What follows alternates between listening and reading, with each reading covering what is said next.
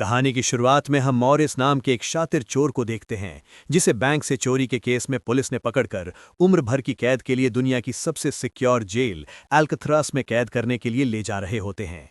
Alcatraz एक ऐसी jail है जिसे समंदर के बीच एक छोटे से आइलैंड पर बनाया गया है, यानी अगर कोई कैदी जेल तोड़कर बाहर भी आता है तब भी वो भाग नहीं सकता क्योंकि आगे उसका रास्ता पानी रोक लेता है। इसीलिए इस जेल को दुनिया का सबसे सिक्योर जेल का दर्जा हासिल था। यहाँ सिर्फ दुनिया के टॉप क्रिमिनल्स को रखा जाता है, लेकिन जल्द ही इस जेल का रुतबा मिट्टी में मिलने वाला था क्योंकि अब इस जेल में एंट्री हो चुकी थी फ्रैंक मॉरिस नाम के एक शातिर चोर की, जो पहले भी कई बार जेल तोड़कर भाग चुका है। लेकिन इस बार मॉरिस थोड़ा घबरा गया क्योंकि ये जेल बहुत ही ज्यादा सिक्योर थी। मगर मॉरिस को यहाँ अपनी पूरी जिंदगी बिल्कुल भी नहीं बितानी थी। वो जल्द से जल्द इस जेल से भागना चाहता था। जेल में एंटर होते ही मॉरिस भाग जाने का सोचने लगा। मॉरिस को सर से पांव तक फुल चेकिंग करके उसे एक सेल में लॉक किया जाता है। एक गार्ड आकर मॉरिस से कहता है, वेलकम टू अल्काट्राज़, और यहां से होती है असली कहानी शुरू। तभी अचानक एक बेल बजती है और सभी सेल के गेट ऑटोमेटिकली खुल जाते हैं।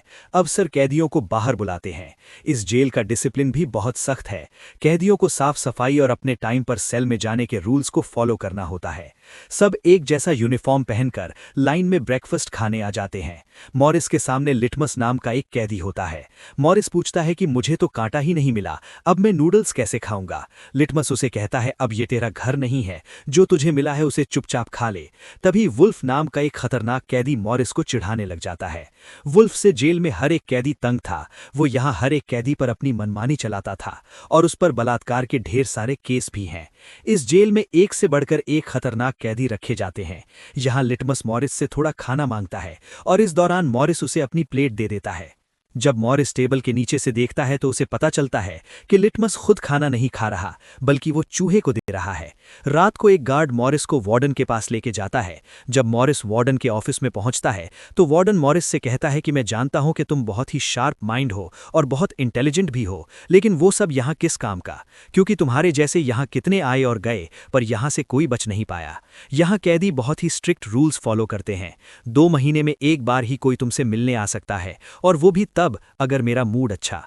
वार्डन बहुत ही सख्त इंसान है जो जरा सी गलती पर भी कैदियों को बहुत ही स्ट्रिक्ट पनिशमेंट देता है। वार्डन कहता है, यहां से भागने का सोचना भी नहीं तो तुम्हारे टुकड़े टुकड़े कर दिए जाएंगे। जिस पर मॉरिस जवाब देता है, नहीं सर, आपके होते हुए यहां से कौन भागने का सोच सकता है। लेकिन असल में पहले दिन से ही मॉरिस के दिमाग में यहां से भागने की प्लानिंग शुरू हो चुकी थी। इस दौरान मॉरिस मौका देखते ही वार्डन का नेल कटर चुरा लेता है, जो वैसे तो बहुत ही छोटी सी चीज थी, पर मॉरिस को पता था कि अल्काट्राज़ जैसी जेल में इस छोटे से नेल कटर से भी बहुत बड़ा काम लिया जा सकता है। मॉरिस वापस सेल में आते ही इस नेल कटर को बाइबल में छुपा देता है। अगले दिन बाथरूम में वुल्फ फिर मॉरिस को परेशान करने लगता है, पर इस बार मॉरिस उसे छोड़ने वाला नहीं था। अब मॉरिस अपना असली रूप दिखाता है और उसे पकड़कर उसकी खूब धुलाई करता है। वुल्फ को पीटने के बाद अब इसका पूरे जेल में एक अलग रुतबा बन गया। हर कोई मॉरिस से डरने लगा। इसके बाद मॉरिस को लाइब्रेरी में काम दिया जाता है। वहां इंग्लिश नाम के एक आदमी से उसकी मुलाकात हो जाती है। वो इस जेल का सीनियर कैदी है। इंग्लिश को भी 2 आदमियों के कत्ला की वजह से उम्र भर की कैद सुनाई गई थी। उसने इस जेल में अपनी आधी जिंदगी गुजार दी थी। वो इस जेल के चप्पे चप्पे से वाकिफ है। उसे जेल की हर बात की खबर रहती है। उसे ये भी पता होता है कि आज सुबह मॉरिस और वुल्फ की लड़ाई हुई थी। वो मॉरिस को कुछ किताबें देता है जिन्हें मॉरिस को हर एक कैदी के सेल में पहुंचाना होता है। अगले सीन में खुले जगह को दिखाते हैं जहां कैदी कोई ना कोई गेम खेल रहे होते हैं। तभी वो डॉग नाम का एक आर्टिस्ट से मिलता है जो खुद की पेंटिंग बना रहा होता है। डॉग एकदम सीधा साधा और डिसेंट इंसान है जो कई सालों से यहाँ सज़ा काट रहा है। उसे पेंटिंग करने का बहुत ही शौक था और अपना ज़्यादातर वक्त वो पेंटिंग में ही लगाता। डॉग का कहना था कि अल्काट्राज़ जैसी जेल में कोई भी पागल हो सकता है, पर उसकी पेंटिंग की वजह से अब तक उसका दिमाग नॉर्मली चल रहा है। मॉरिस डॉग से पूछता है कि इस पेंटिंग में ये फूल क्यों बना के रखा हुआ है, तुम्हारी शर्ट में ऐसा तो कुछ नहीं। डॉग कहता है कि ये खुशी है जो सिर्फ पेंटिंग में है, मेरे मन में नहीं। उसके बाद मॉरिस जब अपने दाएं तरफ देखता है तो उसे ऊपर इंग्लिश दिखाई देता है। मॉरिस इंग्लिश की तरफ जाता है। जब मॉरिस उसके करीब जाता है तो उसके चेले मॉरिस को रोक देते हैं। तब इंग्लिश इशारा करता है कि ये अपना ही आदमी है, आने दो।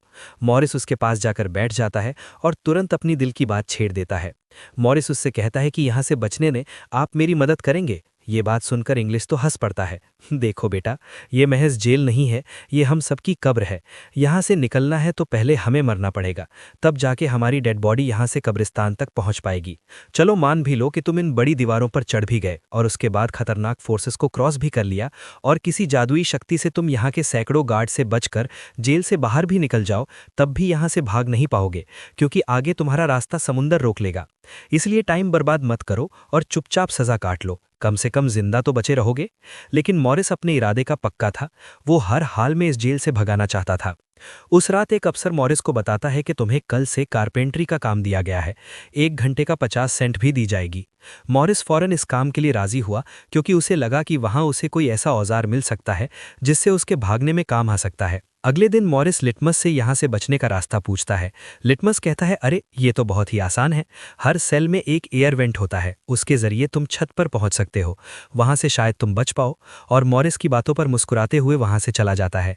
तब डॉग मॉरिस को खबरदार कर देता है कि वुल्फ तुम्हारी तरफ आ रहा है। तभी वुल्फ मॉरिस पर चाकू से वार करने आता है। मॉरिस अपना कोट हाथ में लपेट कर उसके साथ लड़ने लग जाता है। इतने में एक गार्ड उसे रोकने आता है तो वुल्फ गार्ड पर भी चाकू से वार कर देता है। अब मामला बिगड़ जाता है और वॉच टावर का गार्ड शूट करने लगता है। तब जाकर मॉरिस और वुल्फ लड़ना बंद करते हैं। मॉरिस को पता नहीं था कि वॉच टावर पर भी एक गार्ड है। वो अब एक एक करके इस जेल की हर बात को नोटिस करने लग जाता है।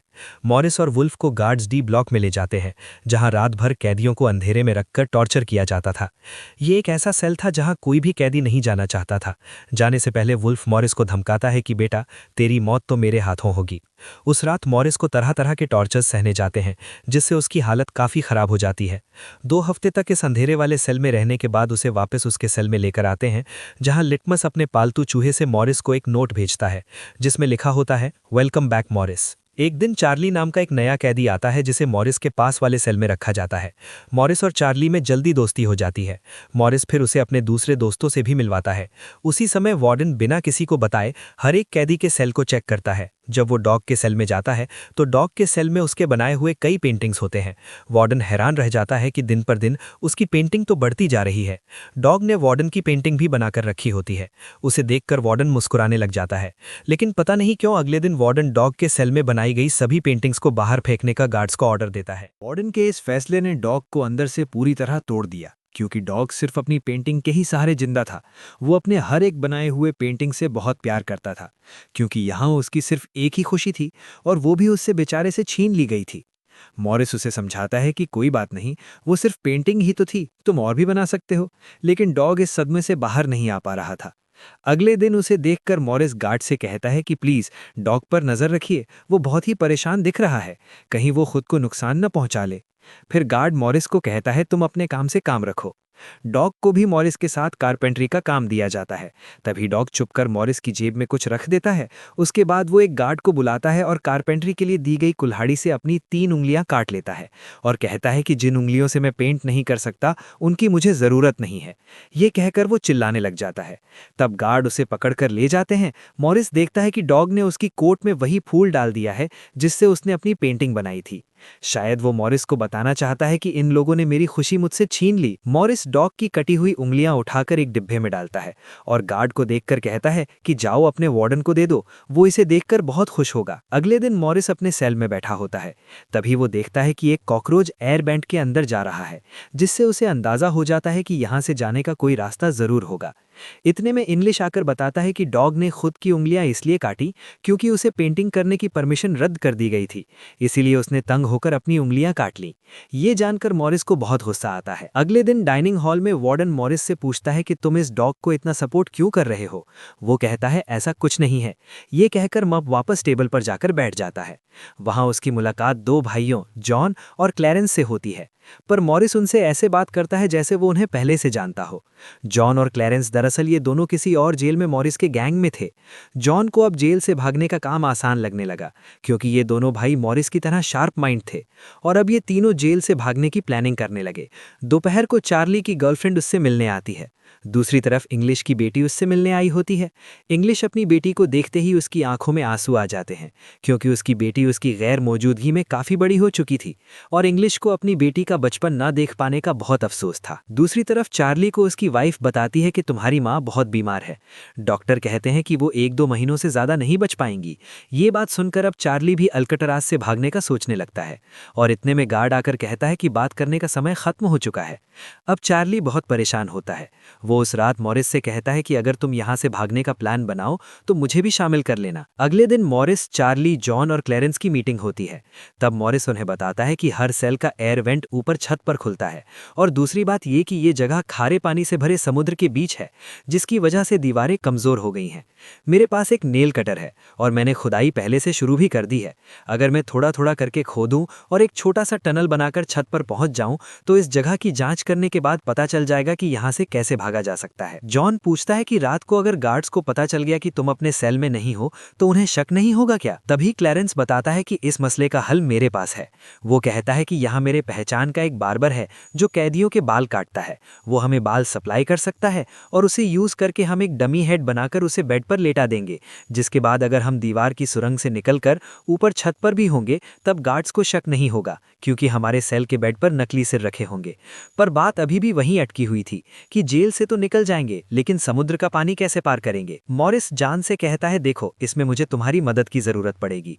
तुम तो क्लोथिंग डिपार्टमेंट में काम करते हो, वहां तुम्हें उन पुलिस अफसरों के लिए बनाए गए रेनकोट्स मिल जाएंगे, तो तुम कुछ रेनकोट्स चुरा कर मुझे दे देना। हम उससे एक क्यूब बोट और लाइफ जैकेट बनाकर समुद्र को पार कर सकते हैं। यहाँ चार्ली कहता है, भाई मुझे भी कोई काम दो, मैं भी तुम लोगों की मदद करना चाहता हूँ। मॉरिस चार्ली से कहता है कि जब मैं वेंटिलेशन की जाली खोदूंगा तो तुम पहरा देना, ताकि कोई गार्ड हमें देख ना ले, और जब तुम खोदोगे तब मैं पहरा दूंगा। मॉरिस का प्लान सभी को पसंद आता है और उसी रात वे काम शुरू कर देते हैं। लेकिन दीवार खोदने के लिए नेल कटर बहुत छोटा था, जिसे चलाने में मॉरिस को बहुत जोर लगाना पड़ता और मॉरिस को दीवार खोदने में काफी मुश्किल हो रही थी। उसके हाथ में कहीं चोटें भी आईं, लेकिन वो धीरे धीरे उस होल को खोदने लगता है। अगले दिन वो खाने के टेबल पर अपने दोस्तों से कहता है कि मुझे खुदाई के लिए एक बड़े औजार की जरूरत है। नेल कटर से दीवार खोदना बहुत मुश्किल हो रहा है। तभी मॉरिस के दिमाग में एक आइडिया आया। वो जानबूझकर चम्मच को अपने जूते पर घिसकर उसे गंदा कर देता है। उसके बाद मॉरिस ने गार्ड को बुलाया और कहा कि ये चम्मच गंदा है, मुझे दूसरा चम्मच दो। बाकी लोगों ने भी गार्ड से उनका चम्मच बदलने की रिक्वेस्ट की। गार्ड को इसमें कोई गड़बड़ नहीं लगी और उसने फौरन चम्मच बदलने की इजाजत दे दी, जिसके बाद वो सीधा टेबल की तरफ बढ़ता है जहां एक और सिक्योरिटी गार्ड सीट पर बैठा होता है। पर जैसे ही वो टेबल पर रखे चम्मच बदलने लगता है तो जॉन ने वहां मौजूद गार्ड को बातों में उलझा लिया, जिसका फायदा उठाते हुए मॉरिस ने एक के बजाय 2 चम्मच उठा लिए और एक को जेब में छुपा कर रख लिया, जिसके बाद वो सीधा अपने सेल में चला जाता है। रात को इंग्लिश उसे बुक देने आता है तो मॉरिस पूछता है कि क्या यहाँ पर वेल्डिंग करने वाला कोई इक्विपमेंट मिलेगा। इंग्लिश समझ जाता है कि मॉरिस के सिर पर अब जेल से भाग निकलने का भूत सवार है। वो कहता है कि मैं तुम्हें पहले भी बता चुका हूँ कि तुम्हारी कोशिश बेकार हो जाएगी, क्योंकि तुम पकड़े जाओगे और शायद अपनी जान भी गंवा दोगे। इतने सालों में मुझे कभी भागने का ख्याल नहीं आया, क्योंकि मैं जानता हूँ ये इम्पॉसिबल है, लेकिन तुम जिद्दी हो तो मैं क्या कर सकता हूँ, कोशिश करो। लेकिन मॉरिस को उसकी वार्निंग का कोई फर्क नहीं पड़ता। वो अगले दिन लिटमस से माचिस मांगता है और कहता है कि अगर आप मेरी मदद करेंगे तो मैं आपके चूहे को अपने हिस्से का खाना हर रोज दूंगा। लिटमस खुश होकर ये डील मान जाता है, क्योंकि लिटमस को चूहा बहुत पसंद था। उसी रात लिटमस मॉरिस को अपने माचिस पास कराता है। मॉरिस नेल कटर की एक हैंडल को निकालता है, जिससे वो एक छोटा सा बेलचा बनाने जा रहा है। फिर वो चम्मच को तोड़कर नेल कटर की हैंडल से जोड़ लेता है। फिर माचिस चलाकर दोनों को अच्छी तरह से वेल्ड करके एक नुकीला औजार तैयार कर लेता है। बस फिर क्या था, वो वेंट के चारों ओर खुदाई शुरू करता है। चार्ली पहरा देता है। अगर कोई गार्ड उस तरफ आया तो वो तुरंत सीटी मारकर मॉरिस को सिग्नल देगा। पर पहरा देते देते चार्ली की आंख लग जाती है और तभी वहां पर एक गार्ड आता है और खुशकिस्मती से ऐन वक्त पर इंग्लिश ने बीच में आकर उस गार्ड का ध्यान भटकाया और दूसरी तरफ इंग्लिश की बातचीत सुनते हुए चार्ली की भी आंख खुल गई। लेकिन टेंशन में वो एक सीटी भी नहीं मार पाता। जिसके बाद वो कोई चीज गिरा देता है तो मॉरिस उसका इशारा समझकर वेंट को कवर करके बेड पर लेट जाता है। गार्ड पूछता है कि यहाँ कुछ जलने की स्मेल आ रही है। मॉरिस कहता है, सर आपके रहते मजाल है कि कोई स्मोक करेगा, मुझे तो कोई बू नहीं आ रही। उस गार्ड को भी ठंडक पहुंचती है कि चलो कोई तो मेरी कद्र करता है। उसके जाते ही मॉरिस वेंट के चारों ओर कंक्रीट निकाल देता है, लेकिन वो देखता है कि वेंटिलेशन जाली के साथ पेच भी कसे गए हैं, जिसे काटने के लिए कोई शार्प चीज लगेगी। इस दौरान मॉरिस को जब भी बाहर जाने का मौका मिलता तब वो ग्रिल से निकली हुई सीमेंट को चुपचाप बाहर गिरा देता। अगले दिन कारपेंटर का काम करते हुए वो एक मेटल उठा लेता है जो चाकू की तरह शार्प है, लेकिन चार्ली उसे कहता है कि मेटल डिटेक्टर से बचकर तुम्हें इसे बाहर कैसे लेके जाओगे। मॉरिस बहुत ही कॉन्फिडेंस से कहता है कि वो सब मैं देख लूंगा। जब मॉरिस बाहर जाता है तो दरवाजे पर मेटल डिटेक्टर बजने लगता है। दरअसल मॉरिस मेटल को हाथ में उठा लाया था, गार्ड पूछता है कि ये क्यों लेके जा रहे हो। मॉरिस कहता है सर वो मैंने सोचा कि कपड़े तंगने के लिए इसे यूज करूंगा। गार्ड कहता है ज़्यादा होशियार मत बनो और वो मुझे दे दो। ये कहकर गार्ड वो मेटल उससे ले लेता है और मॉरिस को पूरी तरह चेक करके जाने देता है। लेकिन अपना हीरो तो हीरो है। दरअसल उसने 2 मेटल चुराए थे, एक हाथ में लाया था और दूसरा शूज में छुपा के रखा हुआ था। उस शार्प मेटल से वो ग्रिल को काट लेता है। अब बारी आती है गार्ड्स को चकमा देने के लिए नकली सर बनाने का, जिसके लिए ये चारों अपनी जी जान लगाकर काम करते हैं। चार्ली गार्ड से थोड़ा पेंट मंगवाता है। वो गार्ड से कहता है कि मुझे आर्ट बनाने का शौक है।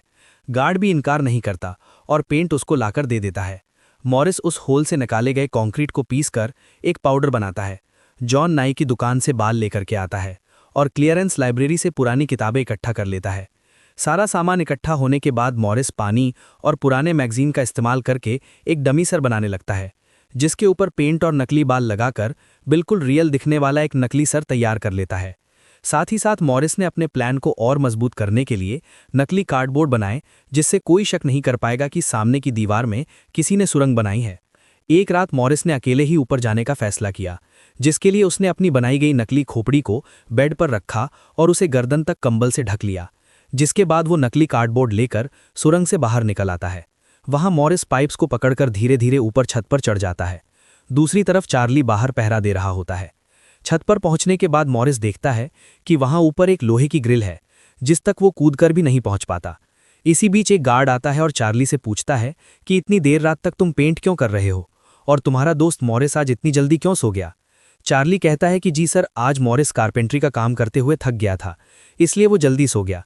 तभी अचानक गार्ड के हाथ से उसकी लाठी नीचे गिर जाती है।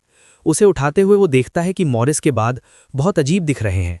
अब चार्ली डर के मारे कांपने लगता है कि आज तो काम से गए। गार्ड मॉरिस के सेल के अंदर हाथ घुसाकर उसके बाल टच करता है, तो मॉरिस पूछता है क्या हुआ सर, मेरे बाल इतने खूबसूरत हैं क्या। लकीली ऐन वक्त पर मॉरिस नीचे आकर वहां लेट गया था। अगले दिन मॉरिस अपने साथियों को बताता है कि छत पर एक रास्ता है, लेकिन उसे एक ग्रिल से बांध के रखा हुआ है और वो ग्रिल बहुत ऊंचाई पर है। मुझे एक और साथी की मदद चाहिए। तब जॉन कहता है कि मैंने अपना वेंट पूरी तरह खोद दिया है, आज रात मैं भी वहां पहुंच जाऊंगा। दोनों मिलकर ग्रिल को खोलेंगे। उसी रात मॉरिस और जॉन अपने वेंट्स के जरिए छत पर पहुंच जाते हैं। जॉन मॉरिस को उठाता है और मॉरिस ग्रिल को पकड़ लेता है। जॉन देखता है कि ये लोहे का ग्रिल बहुत ही मजबूत है और उसे पूरी तरह से वेल्ड किया गया है। उसे निकालने का एक ही रास्ता है और वो है इसे ड्रिल मशीन से काटना। अगले दिन म्यूजिक क्लास में सभी अपनी अपनी मर्जी का इंस्ट्रूमेंट बजा रहे होते हैं। तभी मॉरिस की नज़र वहां रखे एक छोटे से पंखे पर पड़ती है, जिसे देखकर मॉरिस को लगता है कि वो इस पर काम करके एक ड्रिल मशीन बना सकता है, जिसके लिए वो चार्ली से कहता है कि तुम किसी तरह करके इस पंखे को यहां से छुपा लो। चार्ली बड़ी आसानी से इस छोटे से पंखे को अपने इंस्ट्रूमेंट बॉक्स में छुपाकर रख देता है। जब चार्ली बाहर आता है तो गार्ड्स उसके इंस्ट्रूमेंट बॉक्स को चेक भी करते हैं, लेकिन उन्हें पंखा नहीं नजर आता और चार्ली को जाने दिया जाता है। वो पंखा जैसे ही मॉरिस के हाथ लगता है तो मॉरिस उस पर काम करना शुरू कर देता है और कई घंटों बाद मॉरिस उस पंखे से एक ड्रिल मशीन तैयार कर लेता है। उस रात मॉरिस और चार्ली छत पर चढ़कर उस लोहे की रॉड को ड्रिल मशीन से काटने लग जाते हैं। ड्रिल की आवाज़ काफ़ी तेज थी, जो कि ड्रिल की आवाज़ को सुनकर गार्ड्स ऊपर आने लगते हैं, लेकिन तब तक मॉरिस ग्रिल का एक रॉड काट देता है और ड्रिलिंग की आवाज़ बंद हो जाती है। ड्रिल की आवाज़ बंद होने के बाद गार्ड उसे नज़रअंदाज करके वापस चला जाता है। अब इन चारों ने भागने के लिए अपने सभी रास्ते खोल दिए थे, जिसके बाद वो मंगलवार की रात को दुनिया की सबसे सिक्योर जेल कैटरास से भागने वाले थे, जिससे आज तक कोई भी नहीं भाग पाया था। अगले दिन फिर उनकी मीटिंग होती है और वो भी मूवी हॉल में, जहां सब मूवी देख रहे होते हैं। मूवी की आवाज़ के बीच मॉरिस जॉन और क्लियरेंस से पूछता है कि क्या तुम्हारा वेंट तैयार हुआ है और उन रेनकोट्स का क्या हुआ जिससे हम ट्यूब बोट्स और लाइफ जैकेट्स बनाने वाले थे।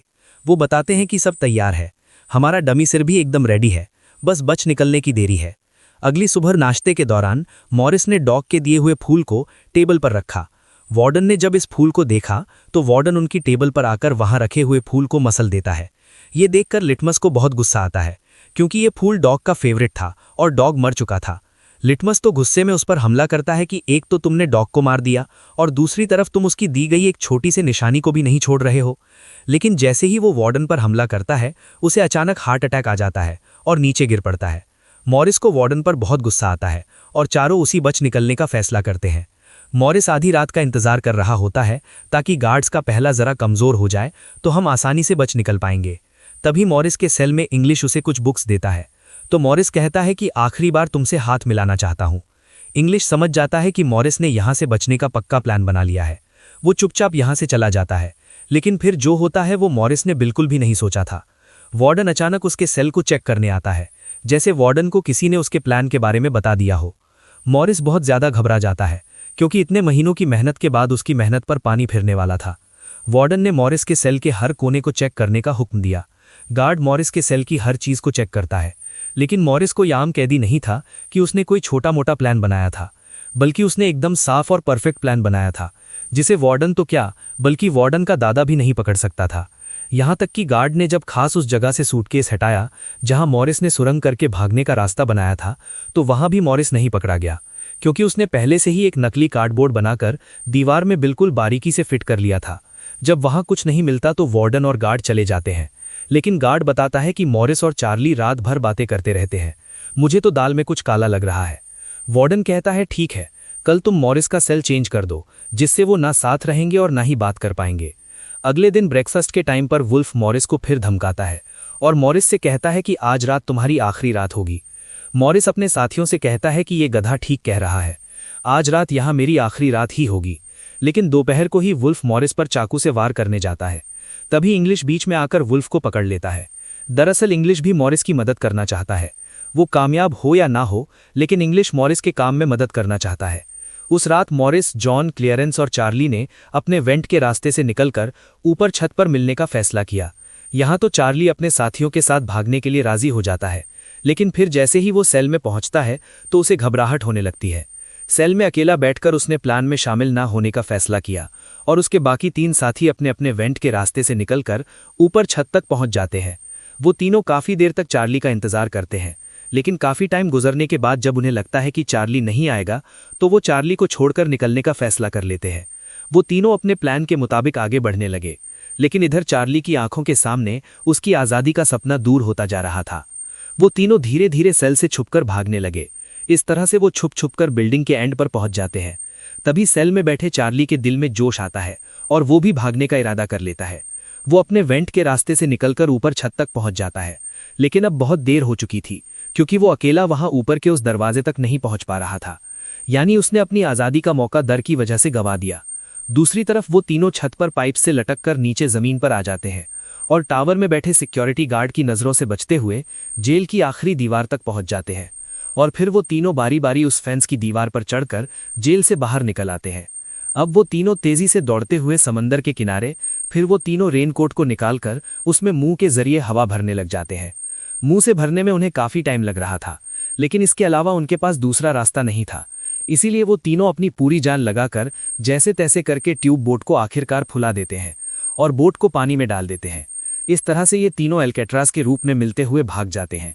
अगली सुबह एक गार्ड हर सेल को चेक कर रहा होता है। शुरुआत में गार्ड को सब कुछ नॉर्मल दिखाई देता है, लेकिन जब वो चार्ली के पास पहुंचते हैं तो चार्ली अपने सेल में भूत की तरह खड़ा होता है और दिल ही दिल में खुद को ताने दे रहा होता है कि काश कल रात को थोड़ा सा हिम्मत जुटा लेता तो शायद बाकी लोगों के साथ बच निकल जाता। गार्ड पूछता है कि तुम्हारा दोस्त या इतनी देर तक क्यों सो रहा है। ये कहकर वो मॉरिस के सेल में जाकर उसे आवाज देता है, लेकिन मॉरिस की तरफ से कोई जवाब नहीं मिलता। तो गार्ड को गुस्सा आता है और वो सेल खोलकर उसे बालों से पकड़कर उठाने की कोशिश करता है, लेकिन जब गार्ड उसे जोर से ऊपर की तरफ खींचता है तो सर नीचे गिर जाता है। ये देखकर गार्ड के पैरों तले जमीन ही खिसक गई, क्योंकि मॉरिस अब सेल में नहीं, बाहरी दुनिया के मजे ले रहा है। बेड पर तो उसने अपना डमी हेड छोड़ दिया था, जिसके बाद पूरे अल्केट्राज में सायरन बजने लग जाते हैं। पूरे जेल में ये बात फैल गई कि जेल से कुछ कैदी भाग चुके हैं, जिसके बाद वार्डन जेल के चप्पे चप्पे में उन तीनों को ढूंढने लगता है। जब वो तीनों जेल के अंदर नहीं मिलते तो वार्डन समंदर में एक सर्च ऑपरेशन चलाता है। वार्डन को यकीन नहीं होता कि वो तीनों बच निकलेंगे। उसे लगता है कि जरूर तीनों पानी में मर गए होंगे, पर अंदर ही अंदर वार्डन जानता था कि वो तीनों बहुत ही स्ट्रांग थे। उन तीनों ने समंदर के पानी को पार करके अब आज़ादी का सांस ले रहे होंगे। वार्डन से हेडक्वार्टर के अफसर सवाल पे सवाल उठा रहे थे। तुम क्या सो रहे थे जब वो तीनों बच निकले? वार्डन बहुत ही टेंशन में होता है, लेकिन तभी वहां पर वार्डन को डॉग का वही फेवरेट फूल मिलता है। इसका मतलब ये था कि मॉरिस वार्डन से डॉग का बदला भी लेना चाहता था। तब सर्च टीम का हेड आकर कहता है कि सर, हर तरफ सर्च हो चुका है, लेकिन उनकी बॉडीज नहीं मिली। अब वार्डन अपनी नौकरी और खुद की इमेज बचाने के लिए उसे कहता है कि जैसा मैं कहता हूं वैसे रिपोर्ट लिखो कि उन तीनों ने बचने की कोशिश की, लेकिन वो तीनों पानी में डूब मर गए। लेकिन वार्डन की इस बात पर किसी को भी भरोसा नहीं हुआ, जिसके बाद मॉरिस एल्केट्रास जेल तोड़ने से पूरी दुनिया में जीनियस के नाम से मशहूर हुआ। इस घटना के 1 साल के बाद एल्केट्रास जेल को बंद कर दिया गया, क्योंकि अब इसकी कोई गारंटी नहीं थी कि यहां से कोई बच नहीं सकता। इस तरह से सच्ची कहानी पर बनाई गई ये फिल्म खत्म हो जाती है। अगर वीडियो आपको अच्छी लगी हो तो हमारे चैनल को सब्सक्राइब और वीडियो को लाइक ज़रूर कीजिएगा।